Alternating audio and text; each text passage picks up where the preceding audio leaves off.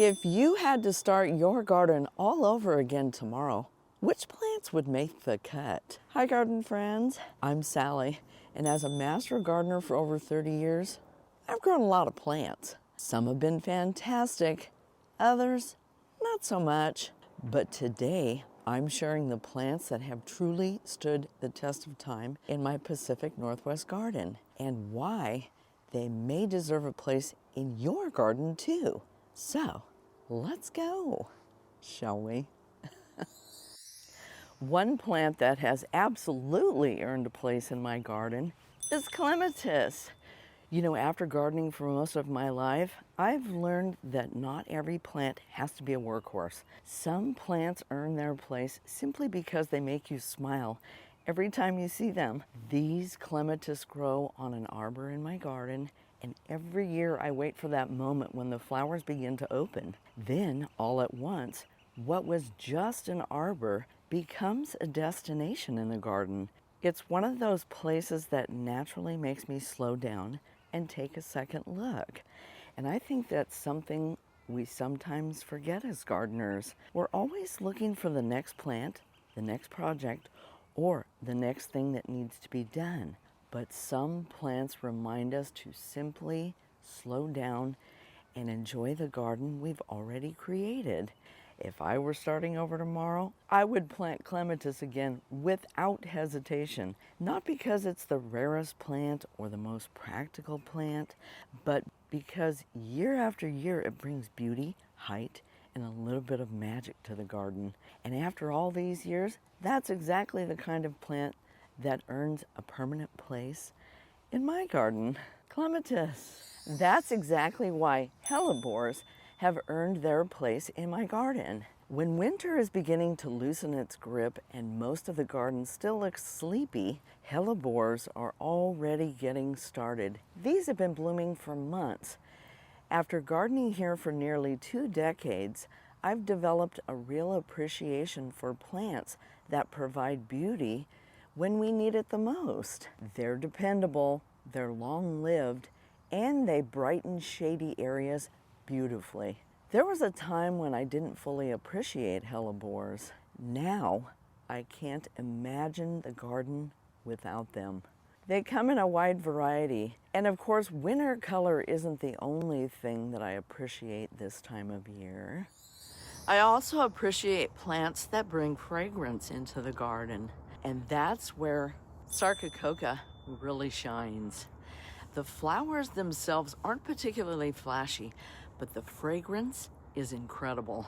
Every winter when I catch that sweet scent in the air, I'm reminded why this plant earned its permanent spot. And speaking of plants that have become permanent fixtures in my garden, let me share something a little more personal. I live in the home where I was born and raised, and when I was 50 years old, I had the opportunity to purchase my home after my sister passed away. And she had been living here before me. At the time, everything that you see in this garden today did not exist. What I saw wasn't a finished garden, but what I saw was possibility. And over the last 18 years, I've built this garden one project at a time, and I've done all of the work myself. Along the way, I've planted a lot of different things.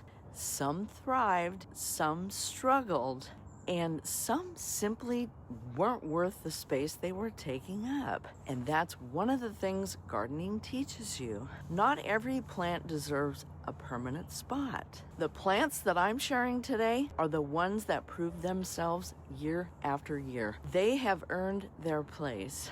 And if I were starting over tomorrow, these are definitely the plants that I would plant again. Sarcococca, sweet box. And now here's the garden tip of the day. One of the easiest ways that you can make your garden feel more cohesive is to just repeat plants, colors, or forms throughout the landscape. It's called repetition. In my own garden, you'll notice that I repeat colors, textures, and even certain plant combinations from the front yard to the backyard. And that repetition creates rhythm. and rhythm helps the entire garden come together. It's a simple design trick, but it makes a tremendous difference. Repetition. By the way, if you're enjoying this video and you'd like more practical gardening ideas designed to make your garden more beautiful and easier to maintain as we age, I hope you'll consider subscribing. I post new gardening videos every week, and I would love to have you join our garden community, Sally's Garden Society. And if you ever wondered what tools, pruners, gloves, or fertilizers, I've linked many of my favorites down in the description below. Those are the products that I personally use and recommend, and using those links is a great way to support my channel. Now, let's continue our garden walk. Apparently, I've developed a weakness for fragrant plants over the years. One plant that has absolutely earned its place in my garden is Mexican orange blossom. Now this I started from a quart-sized pot. Now it's not blooming right now, but when it does, it is covered in these beautiful white flowers, and the fragrance is wonderful. The evergreen foliage also means it's contributing to the garden even when it's not flowering. I've learned to appreciate plants that pull their weight year-round, and this one certainly does. Mexican orange blossom. One thing I've learned over the years is that not every plant in the garden needs to be covered in flowers to earn its place. Sometimes it's the plants that provide texture and movement and contrast that makes the biggest difference. That's exactly how I feel about ornamental grasses. When the breeze moves through the garden, they're one of the few plants that seem to bring the entire space to life. I love the way they soften the landscape, and they create a completely different texture than the shrubs and perennials around them. And when many plants are beginning to fade in late summer and fall, ornamental grasses are often just getting started. And as I've gotten older, I've learned to appreciate plants that work hard without asking for much in return. Ornamental grasses do exactly that. They provide months of interest, very little maintenance, and they help tie the garden together. For me, they've definitely earned their place. Now, while ornamental grasses bring movement and texture to the garden, there are a few plants that earn their place for a completely different reason. They make a statement. And for me, hydrangeas are at the top of that list. Now, my hydrangeas aren't blooming quite yet, but trust me, when they do, they're one of the stars of the summer garden. What I love most about hydrangeas is that they provide such a long season of interest. When many other plants are beginning to fade, hydrangeas are often still putting on a show.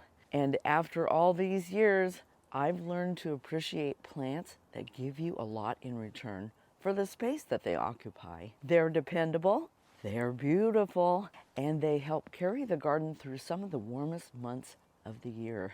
I think that's one of the reasons they've definitely earned their place in my garden. They provide that big impact that every garden needs, but they do it in a way that never feels overwhelming. If you're looking for a shrub that gives you months of color and becomes a real focal point in the garden, hydrangeas are certainly worth considering. And while hydrangeas bring flowers, I've learned that every garden also needs a strong foundation. That's where evergreen structure comes in. One plant that has absolutely earned a place in my garden, evergreen structure. Now, that doesn't mean you need a giant tree. In fact, some of my favorite evergreens are right here in my small front yard garden. When I first started creating this garden, I was mostly focused on flowers, but over the years, I've learned that flowers come and go, and structure is what holds a garden together. These smaller evergreens provide year-round interest, and during the winter months, they keep the garden from looking empty. Flowers are wonderful, but they're temporary. Evergreens provide a backbone. And that brings me to another lesson I've learned over the years. Trees do more heavy lifting in a garden than almost any other plant. And that's exactly why my beautiful Pacific Fire Vine Maple has earned its place. Every garden needs a focal point, and this tree provides one beautifully. I love the form, the seasonal interest, and the way it helps create layers throughout the garden. If you have a smaller garden, don't underestimate what a well-placed small tree can do. It can completely transform the feel of a space. And one of the things that I love most about gardening is watching a tree mature over time. I planted this one in 2020. Look, there I am. Some gardening rewards happen quickly and others take years. And often those are the most satisfying ones. Pacific Fire Vine Maple. I do love this tree. Now we've come to the one plant that if I had to choose just one, this is what I would replace immediately. Lady's Mantle. There's just something charming about this plant. The soft chartreuse flowers and the way that it spills along the edges of a garden bed or pathway. The way it catches raindrops in the morning, it's almost like little tiny jewels. Every time I see it, it reminds me why I fell in love with cottage gardening in the first place. Some plants are dramatic and some plants are showstoppers. Lady's Mantle isn't trying to be either of those things. It's simply beautiful. And after all these years, it still makes me stop and smile. If I lost every lady's mantle in my garden tomorrow, I'd be replacing it the very next day. For me, that's the ultimate test of whether a plant has earned its place. I'd love to know which plants have learned a permanent place in your garden. So let me know in the comments below. And if you're looking for more inspiration for your own garden, I have another video where I share 5 simple garden design ideas that you can use in your own landscape. It's one of my favorite videos because every single idea can be adapted to gardens of almost any size. If you'd like more garden ideas that can work in your garden too, click on that video right over there. I hope you've been inspired today. I hope you're having a great gardening day, and I'll catch you in the next one.